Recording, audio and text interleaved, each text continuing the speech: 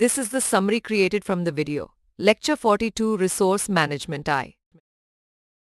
Wind power generation captures the kinetic energy from wind and converts it into electricity using different types of wind generators, including fixed, partially variable like the doubly fed induction generator DFIG, and completely variable systems.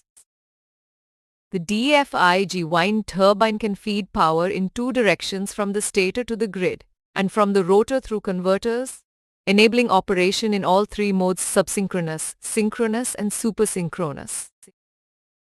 The DFIG hardware setup consists of a wind emulator, a slip ring induction machine, and a DC motor, along with a control scheme that calculates wind power based on wind velocity, pitch angle, and generates reference torque and current from wind power and rotor speed.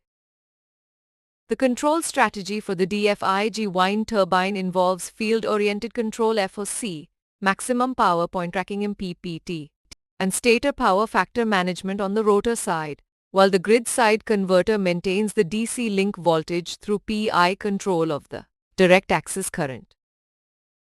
The software platform WebEx is used to set governing variables, enable controls, and monitor values as the DFIG operates in its three modes: subsynchronous, where the rotor receives power; synchronous, where only the stator delivers power; and supersynchronous, where both rotor and stator deliver power.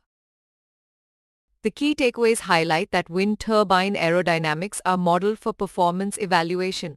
The DFIG enables bidirectional power flow across variable wind speeds.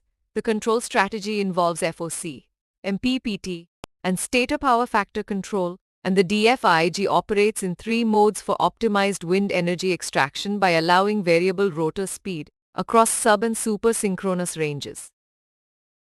Additionally, the DFIG system is cost-effective due to its smaller converter size requirement compared to fully variable systems, making it a practical and efficient solution for wind power generation.